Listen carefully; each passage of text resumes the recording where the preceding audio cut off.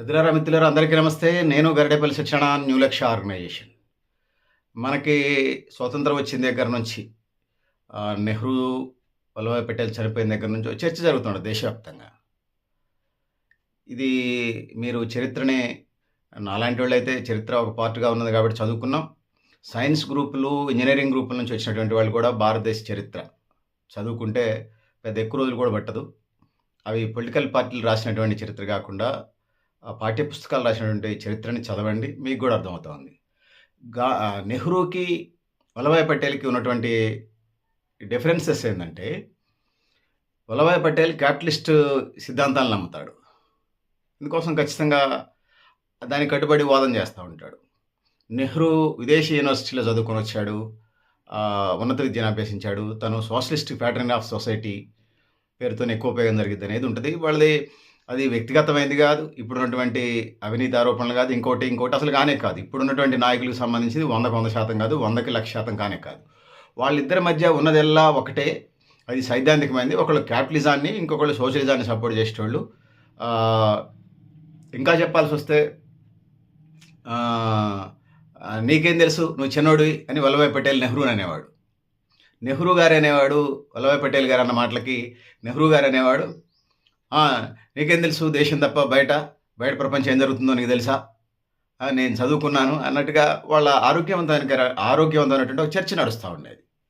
అది దేశ ప్రయోజనాల కోసం అల్టిమేట్గా ఉండేది. నిర్ణయాలు తీసుకునేటప్పుడు ఇద్దరు కూడా వాళ్ళు జీవించినంతకాలం సరే, వాళ్ళు ఏ సామాజిక వర్గం అనేది ఇప్పుడు బీసీ ఉద్యమాలు నడుస్తున్న నేపథ్యంలో ఏ సామాజిక ఉద్యమాలు అనేది అట్లా ఉంచినా కూడా వాళ్ళు తొలితరం నాయకులుగా ఈ దేశానికి స్వతంత్రంలో కానీ, ఈ దేశానికి సంబంధించినటువంటి ప్రయోజనాల్లో కానీ, ఈ దేశానికి రాజ్యాంగం ఇచ్చినటువంటి దాంట్లో కానీ వాళ్ళు డెమోక్రటిక్గా పార్టీలో ప్రజాస్వామ్యాలు చూస్తే అసలు వాళ్ళు నిర్ణయాలు చేసేసి పడేస్తారు. నేను చూస్తూ ఉన్నాను కొన్ని పొలిటికల్ పార్టీలు కొన్ని తెలంగాణలోనే గ్రామ పంచాయతీ ఎన్నికల్లో భయంకరంగా తిడుతూ ఉన్నాయి క్యాడరు పార్టీ లీడర్ని. కనీసం వాళ్ళని సంప్రదించకుండా వన్ సైడ్ చేసి పడేస్తూ ఉన్నారు. కనీసం ఆ స్వేచ్ఛ కూడా ఇలా పార్టీ గైడ్లైన్స్ అంటే గైడ్లైన్స్ అని. సో నేను కాంగ్రెస్ పార్టీ పెద్ద మొనగాడు పార్టీ అని నేను అనలే, కానీ ఏ పార్టీలోనైనా ఆరోగ్యవంతమైనటువంటి చర్చ ఉండాలనేది నేను ఈ సందర్భంగా చెప్పదలుచుకున్నాను. అది రికార్డెడ్. అది వాళ్ళ సర్దార్ వల్లభాయ్ పటేల్, జవహర్లాల్ నెహ్రూ మధ్య జరిగినటువంటి చర్చ. ఈ సభలు, సమావేశాలు, పార్టీ అంతర్గత సమావేశాల్లో, క్యాబినెట్ సమావేశాల్లో పెద్ద ఎత్తున చర్చలు జరిగినాయి. అవి సీక్రెట్స్ కాదు. మీరు రాజకీయ పార్టీలు రాసినాయి, కాంగ్రెస్లు రాసినాయి, లేకపోతే ఇండియా కూటమి వాళ్ళు రాసినాయి దానికి అనుకూలంగా, బీజేపీ ఎన్డీఏ కూటమి రాసినాయి వాళ్ళకి వ్యతిరేకంగా రాస్తే రాయొచ్చులే, కానీ అవి కాకుండా మీరు అకాడమిక్ బుక్స్, సో ఆర్ట్స్ నుంచి వచ్చినటువంటి వాళ్ళు మ్యాక్సిమం చదవటానికి ఆస్కారం ఉంది. సైన్స్, ఇంజనీరింగ్ గ్రూపుల నుంచి వచ్చినటువంటి వాళ్ళు ఇండియన్ హిస్టరీ చదవండి, మీకు అర్థమవుతుంది. అకాడమిక్ టైప్ బుక్స్ ఉంటుంటాయి. తెలుగు మీడియం వాళ్ళైతే తెలుగు అకాడమిక్ బుక్స్ ఉన్నాయి. ఇంగ్లీష్ మీడియం కూడా మంచి గ్రూప్స్, గ్రూప్ 1, గ్రూప్ 2కు సంబంధించి చాలామంది రాస్తూ ఉన్నారు. ఆ బుక్స్ చదవండి. మీకు భారతదేశ చరిత్ర దానికి సంబంధించిన బుక్స్ మార్కెట్లో చాలా దొరుకుతాయి. పొలిటికల్ పార్టీలు రాసినవి కాకుండా జనరల్గా అకాడమిక్ ఓరియంటేషన్లో రాసినవి చదవండి, మీకు అర్థమవుతుంది.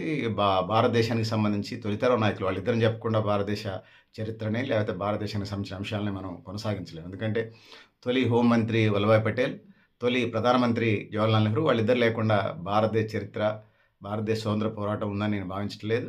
సో వాళ్ళు బతికున్నంతకాలం ఇంకొంతకాలం బతుకుంటే బాగుండేదేమో అనిపిస్తూ ఉంటుంది. సో రాజకీయాలు ఉన్నాయండి, వాళ్ళని విమర్శించేవాళ్ళు, పొగిడేవాళ్ళు ఉన్నాయండి, వాటి జోలికి నేను వెళ్ళను.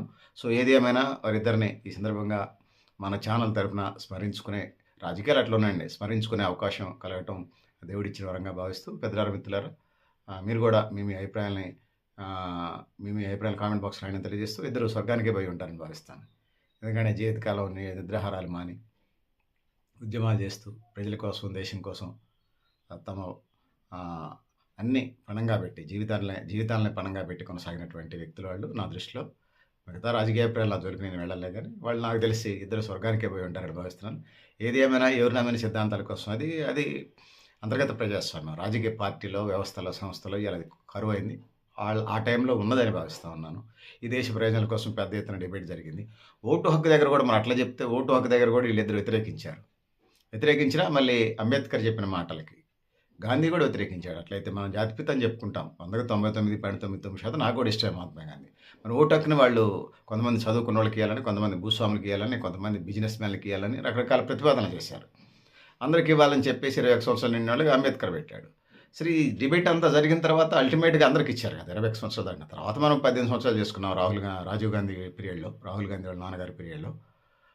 సో, దానికి అనేక యూత్ ఆర్గనైజేషన్స్ ఫైట్ చేసినటువంటి సందర్భాలు కూడా మనం చూసాం.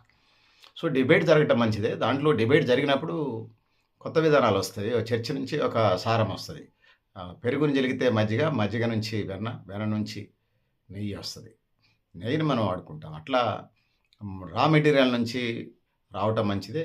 సో, ఇది ఆరోగ్యకరమైనటువంటి చర్చగానే నేను భావిస్తున్నాను. పెద్దలారా, మిత్రులారా మీరు కూడా మీ అభిప్రాయాలను కామెంట్ బాక్స్‌లో రాయండి తెలియజేస్తూ, నేను Garidepalli Satyanarayana, new Lakshya organisation. Thank you. Thank you అనండాలి పెద్దలారా, మిత్రులారా.